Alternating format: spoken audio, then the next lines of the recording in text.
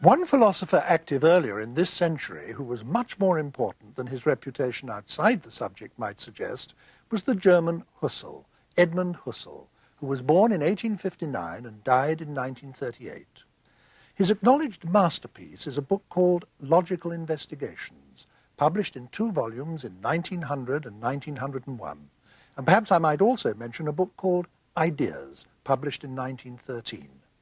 Husserl's basic approach went something like this.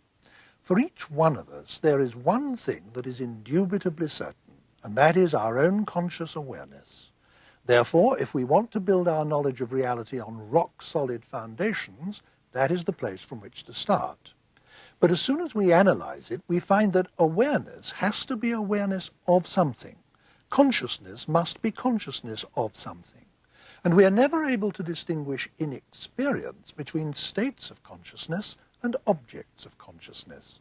In actual experience, however careful the analysis, they seem to be the same thing. Now, skeptics down the ages have argued that we can never know whether the objects of our consciousness have a separate existence from us, independent of our experience of them. Husserl conceded that, but insisted that they do indubitably exist as objects of consciousness for us, whatever other status they may have or lack, and therefore that we have direct access to them as objects of consciousness and can investigate them as such, without making any assumptions about their independent existence. Thus, he launched a school of philosophy devoted to the systematic analysis of consciousness and its objects. This school is known as phenomenology, and one use of that word phenomenology continues to this day to refer to whatever is given in direct experience, regardless of any question of independent existence.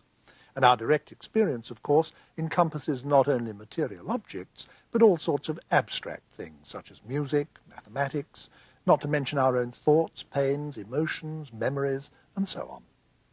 One of Husserl's followers, Heidegger, struck out on his own with a book called Being and Time, published in 1927 and dedicated to Husserl. This book became the fountainhead of modern existentialism, though Heidegger never actually liked having the label existentialist attached to him. He went on to produce a great deal more philosophical work in the course of a long life. He died in 1976 at the age of 86, and much of that work was influential, but Being and Time remains his masterpiece. Later existentialist thinkers, especially Jean-Paul Sartre, became better known to the general public and did more to propagate existentialist ideas outside the confines of academic philosophy, but Heidegger remained very much their master.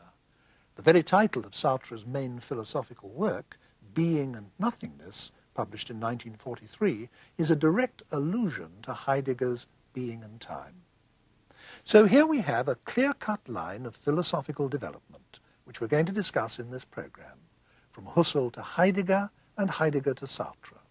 And perhaps we might mention one other figure, Maurice Merleau-Ponty, who published an important book in 1945 called The Phenomenology of Perception. He and Sartre were great friends at one time. Together they founded and edited the journal Les Temps Modernes. But Merleau-Ponty died early at the age of only 53 in 1961. Here to discuss this major tradition within modern philosophy is Professor Hubert Dreyfus of the University of California at Berkeley. Professor Dreyfus, I said at the beginning of that introduction to our discussion that Husserl is probably not well known outside academic philosophy. How does it come about? Can you explain this for us, how somebody so little known generally is of such enormous importance inside philosophy? Well, it was Husserl's own idea that he was important that helped, and he was important in a reactionary kind of way. That is, he culminated a whole philosophical tradition, the Cartesian tradition, that thinks of man's relationship to the world in terms of subjects knowing objects. In fact, Husserl thought he culminated the whole philosophical tradition from Plato on, because he had discovered the indubitable basis on which one could ground an understanding of everything.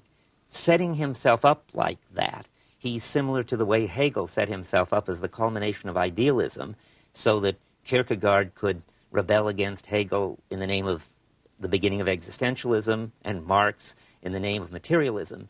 So Husserl sets himself up as the culmination of Cartesianism. His last book is called Cartesian Meditations.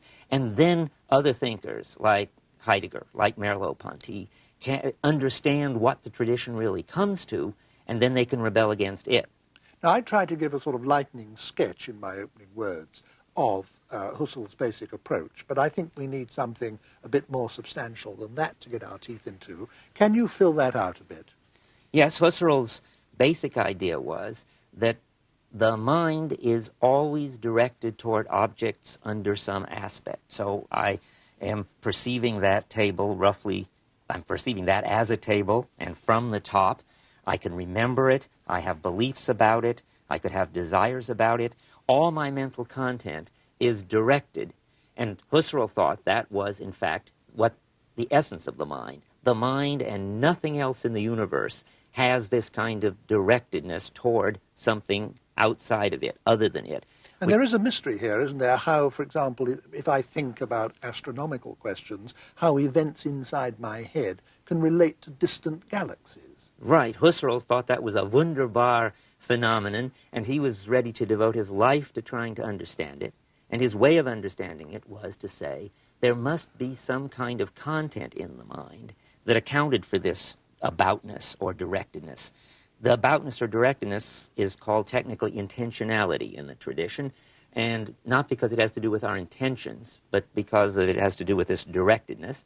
And he said there was something which he called intentional content in the mind, which was sort of like a description of reality. And it was by virtue of that description that I could perceive or remember this table under some aspect. Now, you said earlier that thinkers like Heidegger reacted against this. How did they react?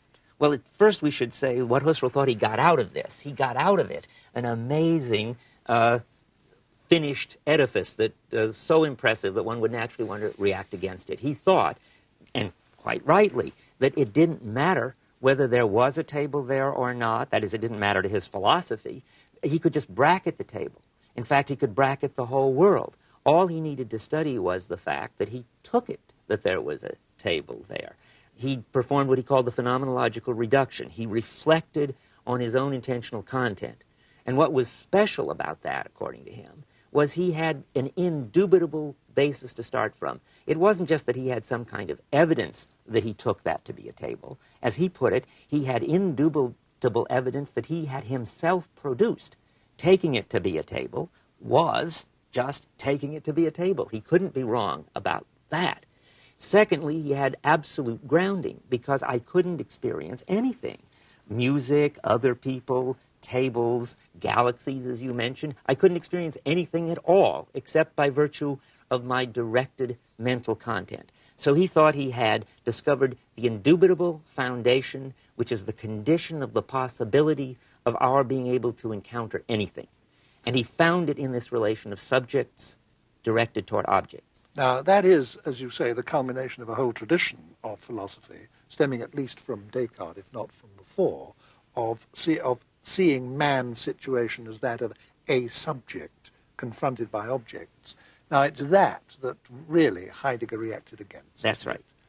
That Cartesian tradition became so clear, and in a certain way so persuasive in Husserl, that Heidegger was driven to see whether that really was the true description of the phenomena. Because Husserl kept saying we must go to the things themselves and let them show themselves as they are in themselves.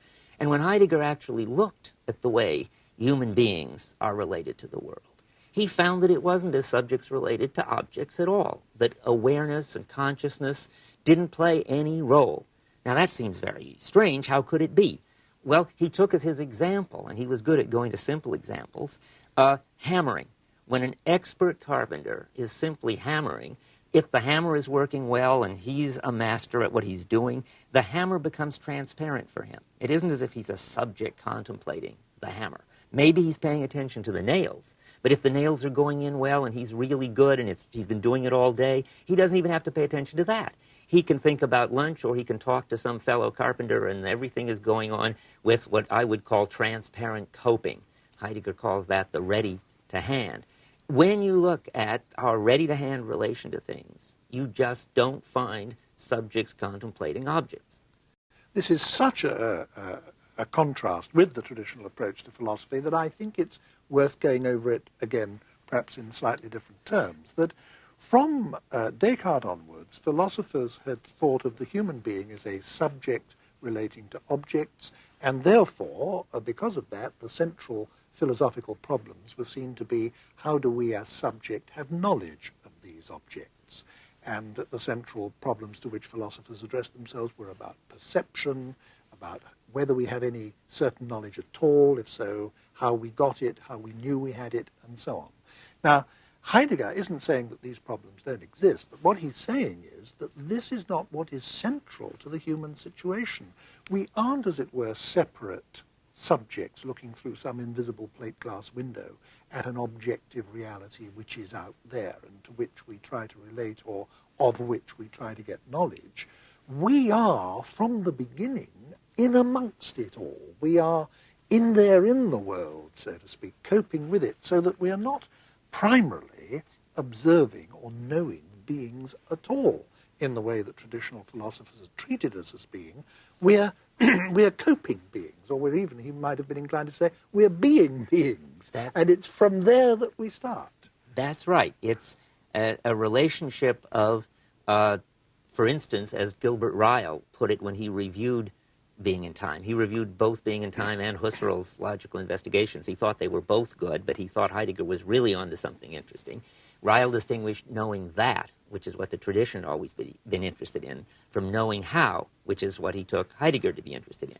And that isn't just to claim the primacy of practical activity, though that's radical enough. The pragmatists have claimed that, too. It was to have an analysis of practical activity that didn't need to bring in mental content, like desiring, believing, following a rule. You could try to explain hammering as in more mental activity. But Heidegger said if you really observe it, or to take another of his favorite examples, he said to his students, when you come into the classroom, you must turn the doorknob. But you don't observe the doorknob, believe that you have to turn the doorknob to get in, try to turn the doorknob. All we know is here you are in the classroom and you couldn't have got here without turning the doorknob. You have no memory of it because the whole activity was so transparent it didn't even pass through consciousness. A driver has the same experience shifting from first to second. They do a lot of fancy footwork with the clutch, but they can be carrying on a deep philosophical conversation. It doesn't even have to be conscious. Although these examples are mundane and trivial, what they actually illustrate is of enormous importance, isn't it? Because what they show is that our conscious act, or even that is begging the question, that our activity is not characteristically determined by conscious choices and aware states of mind at all. And that is of great significance. That's right. Now, Heidegger didn't want to deny that there was a place for that. He said in his language, first and foremost, we are coping beings already involved in the world. But if something should go wrong, for instance, in the hammer case, if the hammer is too heavy, then I will notice this aspect too heavy, and I'll become a problem solver like the tradition thought human beings were. I'll become a rational animal, and I will say, for this task it's too heavy. If I take another hammer, then it might work better. The kind of Aristotelian practical syllogism. All of that has its place. The same if the doorknob sticks. Then I have to try to turn the doorknob. Heidegger calls that the unready to hand. And he thinks that's the level, I presume that he thinks that's the level at which Husserl came into the story. One crucial step too late. And there is another level while we're at it, which Heidegger calls the present at hand, which is important too. We can get in a stance of just staring at the object. If the head flies off the hammer, for instance, or if the nails are missing, or if we're just feeling in a relaxed attitude of wonder, we can see the hammer as a wooden shank with an iron blob on the end.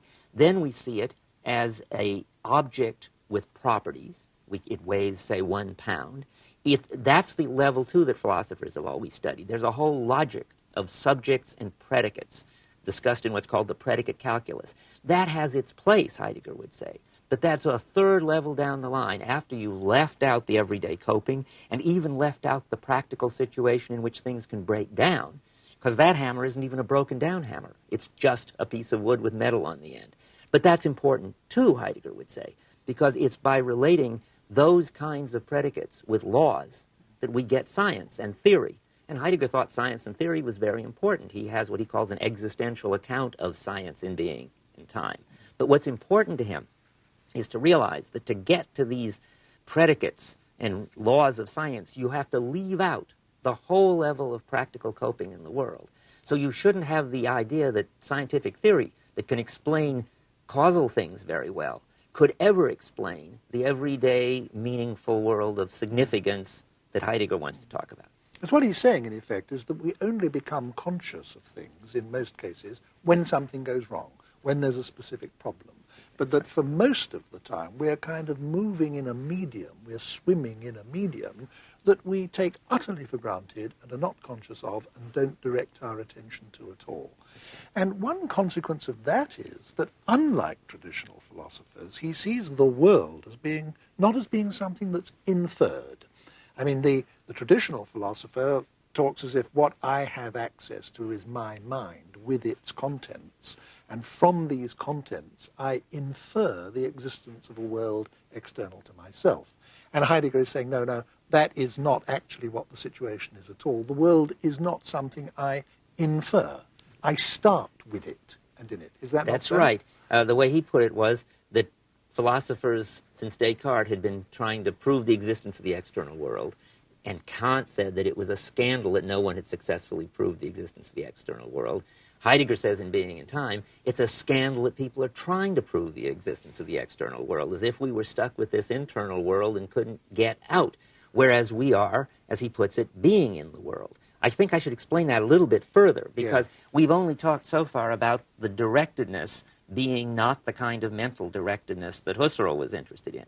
But any particular directedness of my mind toward the hammer I'm using, of me, not my mind, toward the hammer, using this hammer, takes place on a whole background which he calls the world. The hammer only makes sense in terms of nails and wood and houses and a totality of equipment, which he calls significance. And my skill of hammering only makes sense in a whole background of other skills, of standing and moving and wearing my clothes and talking and so forth. So it's on the background of the world and my capacities for being in that world, or really being of that world, you might say, that anything gets encountered at all. So, as you say, you can't call that into question. No. And this launches him into forming a view of human beings which is radically different from the traditional philosopher's view of human beings, isn't it? Can you begin to tell us what that is? Well, certainly he can't talk about subjects or persons or minds, or and he needs a completely new word to even talk about this ongoing activity on a background. And he chooses brilliantly to as a word, Dasein. In German, Dasein means simply existence. Like you earn your daily bread, you would earn your daily Dasein. But it also means, if you take it apart, being the there. And so he thinks that this activity of human being, which he sees as an activity, is an activity of being the there, which for him is being the situation in which this coping is going on. So when I'm driving, there is, if we're looking at that aspect of me which is coping, not at my body, it's just identical with the driving situation. So that being the there is actively being a situation in which directed activity is going on. And that's a completely new understanding of what it is to be a human being. And Dasein also gives him the possibility, as we have with the word human being, of either talking about that activity, human being, or to talk about a human being, an instance of that activity.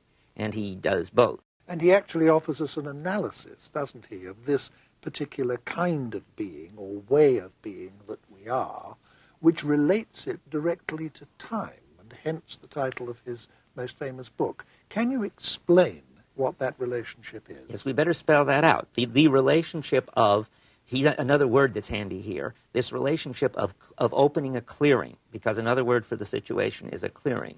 And there is this activity of clearing this clearing, which we are. And he says this activity has a threefold structure. First, he says, that is, Dasein has what he calls disposition, the best example of which is moods. That is, thanks to a basic characteristic of us, things show up for us as mattering, as threatening or attractive or stubborn or useful and so forth. Or just important in some way. Or important in some way. And the tradition has generally overlooked that, he thinks, because it doesn't easily fall into these knowing interests. But he says, of course, rightly, that it's very important that things show up for us as mattering. And they do because we have this basic characteristic called disposition, and we're always already in a situation, and it always already matters some way. We don't ever get behind our moods and start from no mood and then step into one. The second structure he calls discourse, which is a little bit misleading, but it grows out of a kind of interesting pun. That is, he says, the world is always articulated. That is, right now, everything is already laid out in this what he calls context of significance, all pieces of equipment fitting together so that we can use any particular one. And I'm always articulating the world, that is, breaking it up at its joints by using a piece of equipment. If I take out of this total, which he calls a referential or a totality of significance, a hammer, I can articulate it by hammering with it as a hammer, or I can articulate it as a nail puller under different aspects. And then, of course, I can talk about what I'm doing. I can say, this nail is hard to pull. Then I will be articulating even further what I had already articulated. And that's constantly going on. That's called discourse. And the third aspect, which has been implicit in what we've been saying, is that Dasein is always pressing into the future. If I'm hammering with a nail, it's in order to, say, repair a house, in order to do my job as homemaker, say, or carpenter. Dasein, in Heidegger talk, is using equipment in order to pursue some goal, which he calls towards which, for the sake of some ultimate, let's say, life plan, which he calls a for the sake of. Now, it's important not to speak about goals and life plans. His funny language is necessary, because a goal is what you have in your mind, or a life plan. Whereas he just says Dasein is always oriented toward the future, doing something now in order to get to do something later, and that all of this makes sense as oriented toward something which is what that person is up to, and that threefold structure, which is being already in, amidst things, and always ahead of itself, pressing into the future, is, as you let the cat out of the bag, the structure of time. In the second half of being in time, lo and behold, the threefold structure of being in the world, or being in a situation, turns out to be mappable on past, present, and future. And he ends up saying almost that being is time, doesn't he? That's right. Well, Dasein, anyway. We are embodied time. That's right. Dasein, in his language, is care, and the structure of care is temporality. Yeah. Now, we've talked up to this point as, just about the individual human being, what Heidegger calls Dasein, and its position in the world, and all these various aspects of it that you've been spelling out.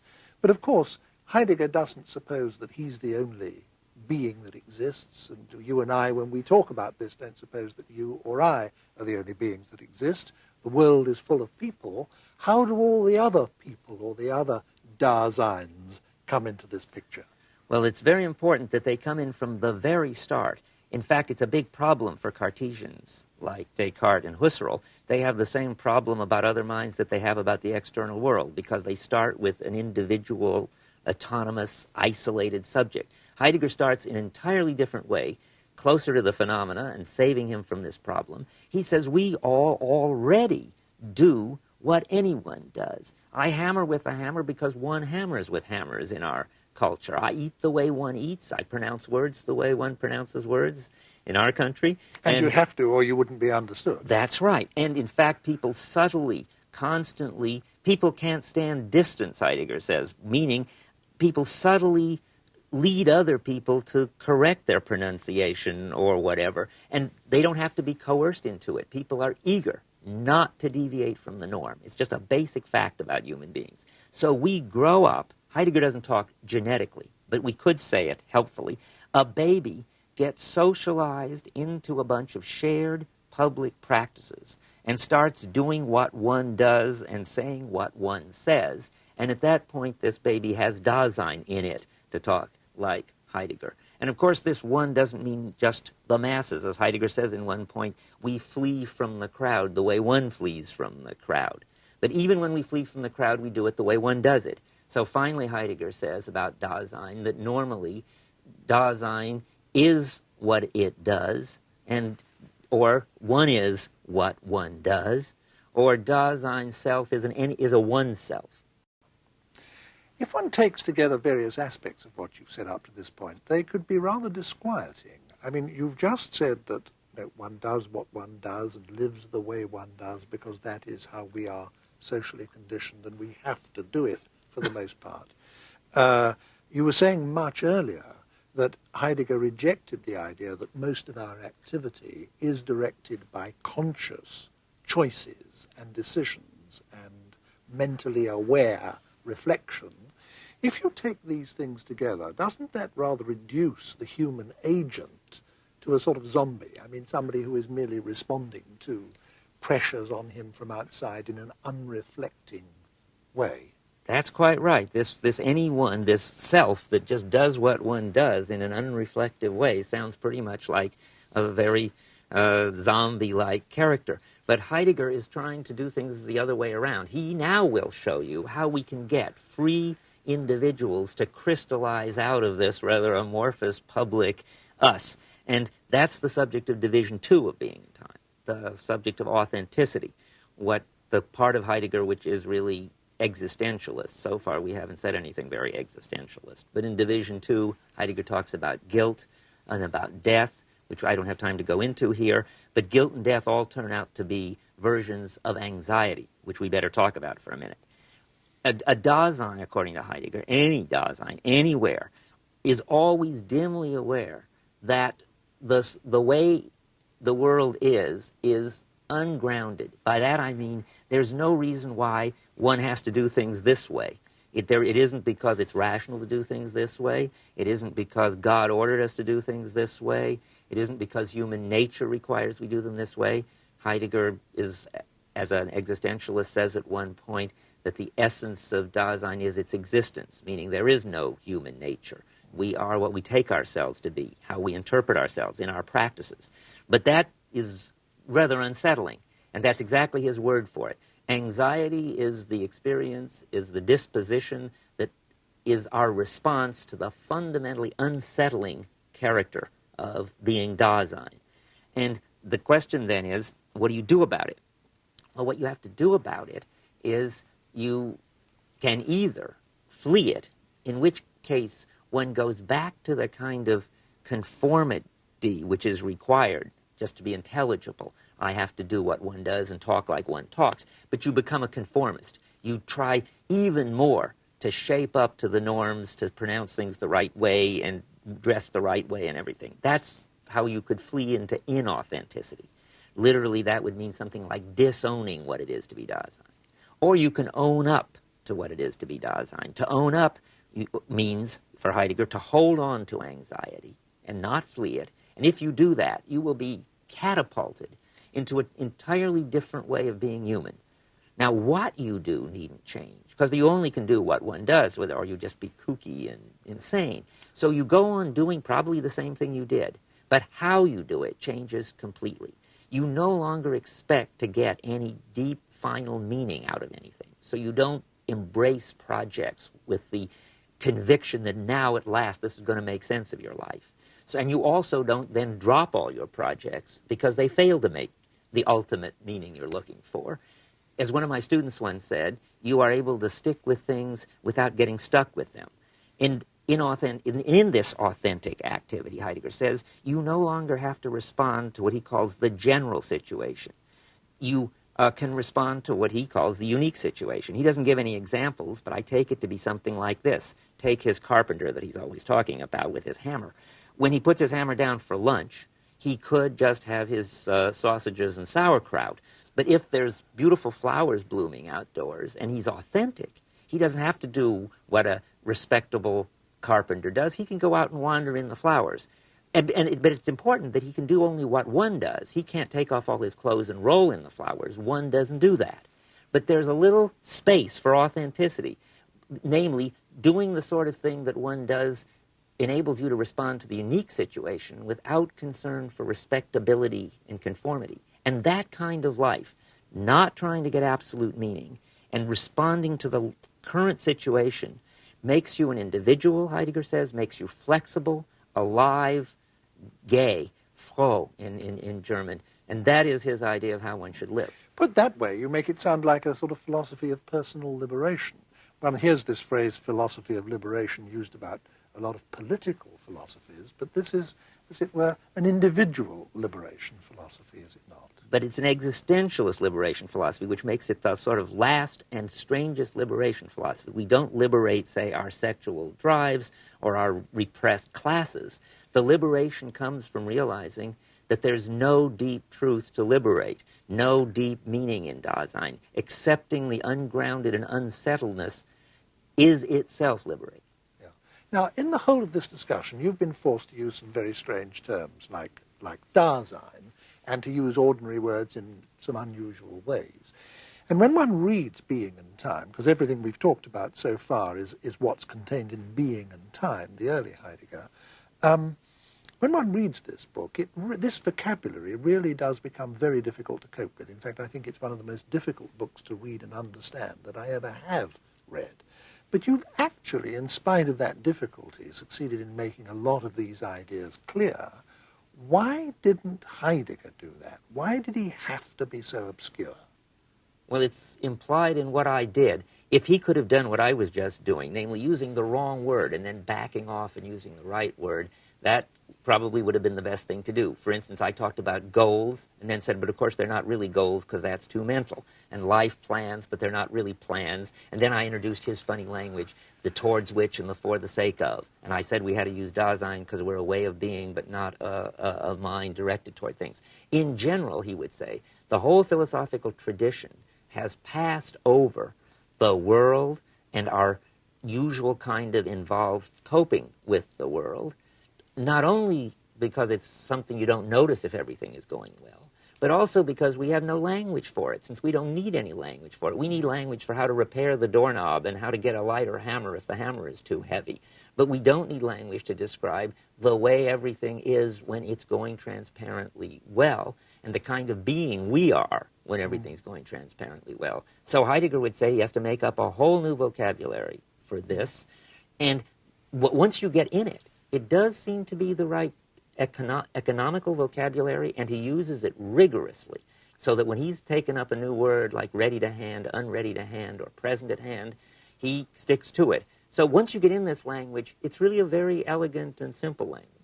Being and Time was presented when it was published as being the first volume of what was to be a 2-volume work. But Volume 2 never came out, did it? Because Heidegger, in fact, changed his views, and that made him unable to finish the project. And this change is itself very frequently referred to in the literature about Heidegger. It's called the turn, die Kehre, the German word. Now, in what way does the later Heidegger differ from the earlier Heidegger? What are the real grounds of the difference? There are a lot of different views of this, and it's not a settled question in Heidegger scholarship. People say he went from a resolute sort of grasping of things to a kind of openness and so forth. That's probably true, but I don't think that's the essence of it. There is, at one point, I think he says it clearly, where he says that he has changed to thinking being historically, and that's what he wasn't doing before. You can see that he wasn't doing it before, because everything I've explained so far was supposed to be about the structure of all human beings anywhere, anytime. Even anxiety was supposed to be what any human being experienced and fled from or faced up to. But now Heidegger gets the idea that there's something special about each epoch of our understanding of being, and that he had been talking only about the modern epoch without realizing it. And he begins to try to describe these various epochs. For the Greeks, they felt rooted, they weren't unsettled, and things showed up for them as natural, and they appreciated them. And for the Christians, they felt that they were creators created, and that all the things they dealt with were creatures, and that they could read God's plan out of the world. And for us, we have another understanding of being, an understanding of being where everything is objects for us to control and use, and we're subjects with desires to satisfy.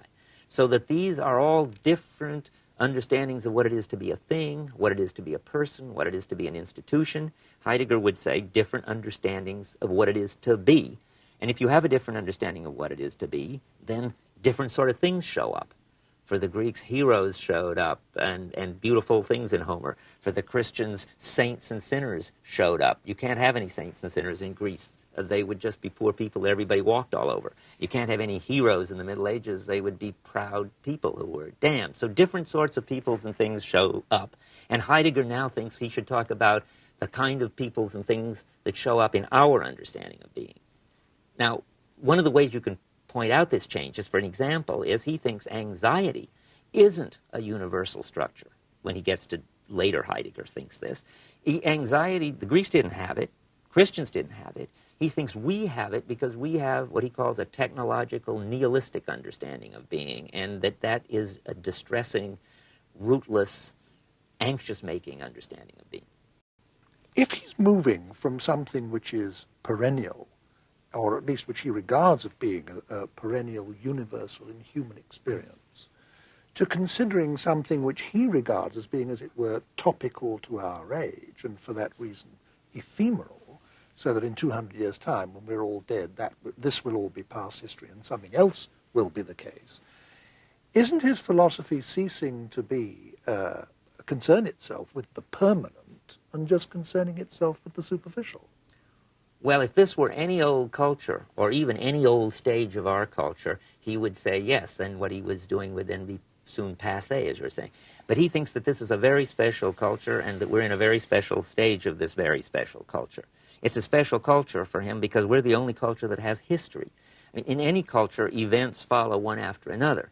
But only in ours does the understanding of being change from the Greek to the Christian to the modern. And that's historicity in Heidegger language. And we happen to stand in a special place in our culture. An understanding of being that started with Plato 2,000 years ago has gone through all sorts of philosophical and practical transformations until it is now finished in Heidegger terms. That means all the philosophical moves have been tried and played out, completed, and now it's done for. It's a sort of pun on finished. He gets this idea from Nietzsche, who influenced him a lot. We have reached a stage of planetary technology where we are now taking over the whole planet. Our understanding of being is dominating every understanding of being. And our understanding of being has come to a dead end, which Heidegger calls nihilism. One aspect of the late Heidegger, which we haven't touched on, and we must, I think, before we move on to the thinkers after Heidegger, is his concern with language. The later Heidegger is not just concerned with language, he's almost obsessed by language, isn't he? Why is that? Well, we're in a way set to see that, because since there's no way the world is in itself, language isn't there to correspond to reality, nor is language there just to be made up arbitrarily. For Heidegger, a vocabulary, or the kind of metaphors one uses, name things into being. When in California somebody said that everybody was laid back, there were already people with hot tubs taking it easy and taking drugs, but now they discovered that that all fitted together and they were laid back, so there was more of it. So language is a marvelously powerful way to change the practices, focus them, and add new practices to Dasein's way of life. So it's the poets, not the philosophers or the priests or the scientists, who are the vanguard of humanity and the hope of some new understanding of being. Now, I think we've been quite right to devote almost the whole of this discussion to Heidegger, because he is far and away the most important 20th century existentialist philosopher. But I did say in the introduction to this discussion that we would touch on others, and I think we must do so now before we bring the discussion to a close. What I mentioned specifically Sartre and Merleau-Ponty. Let's take them in that order, the chronological order. How would you characterize Sartre's relationship as a philosopher to Heidegger? Well, Sartre starts out as a Husserlian and becomes a phenomenologist, writes a good novel called Nausea, which is a phenomenological description of a world breaking down. But then he read Heidegger, and he was converted to what he thought was Heidegger. But he felt he had to fix up Heidegger as a Frenchman and make it Cartesian. So he starts with the individual subject and tries to get and to talk about death and guilt and all the things that Heidegger talks about. But that's a disaster, because if this story that we've been telling is right, that's what Heidegger was trying to free us from. In fact, when I went to visit Heidegger, he had Being and Nothingness on his desk in German translation, and I said, "Oh, you're reading Sartre?" And he said, "How can I even begin to read this muck?" His word was Dreck. And that's pretty strong, and I think that's accurate, because what happens if you treat Heidegger as if he were talking about subjects is you really push him back to Husserl. It's difficult to believe, actually, that Sartre will survive as a philosopher at all, though he might survive as a novelist and a playwright. What's your view of Merleau-Ponty? I'm very much more impressed with Merleau-Ponty. I think he's a great philosopher and will survive. His great contribution was to bring in the body as our way of being in the world. There are two big gaps in being in time. One of them is that Heidegger never talks about the body, or even about skills or practices. I put all that in to explain the ready to hand and the understanding of being. Now, Merleau-Ponty, because he does talk about the body, and it's the body that acquires skills, he answers Sartre, for one thing. He says we're not free. We're restricted by having the same sort of bodies everyone has, and by the fact that what we do becoming habits in our bodies and skills in our bodies, which we're not arbitrarily free to change. And this both answers Sartre, and in a way, oddly enough, Merleau-Ponty, answering Sartre, who was like Husserl, reinvents Heidegger, but filling in the gaps. The other gap is perception. Heidegger talks about perception as if it was just staring at things. And that is unfortunate, because it does seem as if we spend a lot of time not only using things, but seeing things. But Merleau-Ponty has an analysis of perception as a embodied activity in which we move to get an optimal grip on things, which makes it more of the ready to hand, thereby completing the Heidegger picture. Now, all of the four named philosophers that we've been discussing, Husserl, Heidegger, Jean-Paul Sartre, and Merleau-Ponty, they're all dead. Sartre only recently dead.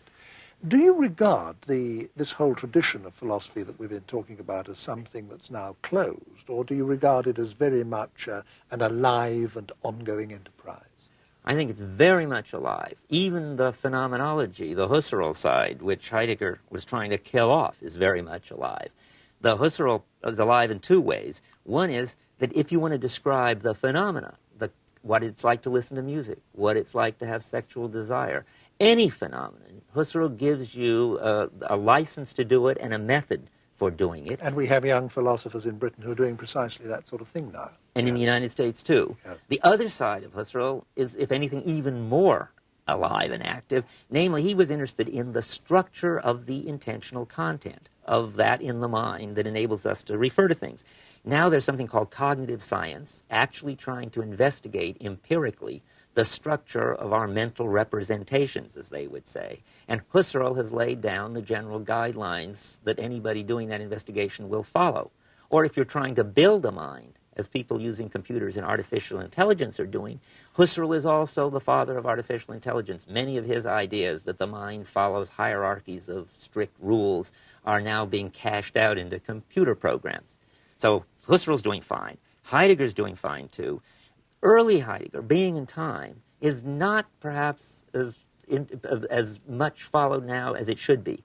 I'm using it. The way I use it is as I've been using it here.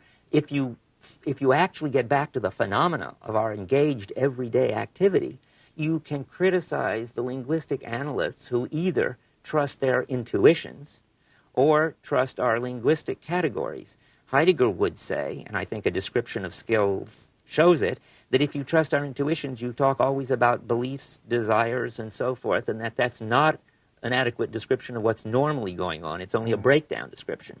And likewise, we talked about how our language mirrors not the everyday coping, but the breakdown. So there, Heidegger phenomenology, it gives us a good point for criticizing some unquestioned assumptions of contemporary Anglo-American philosophy.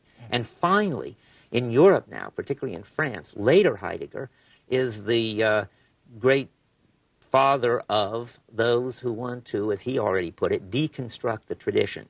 For instance, Michel Foucault and Jacques Derrida are trying to follow out the Heidegger project of defining exactly what our understanding of being is in order to help us get over it. So I would say that there is hardly any area of intellectual activity these days in which the concerns of these thinkers don't play a large role. Well, thank you very much for that, Professor Dreyfus.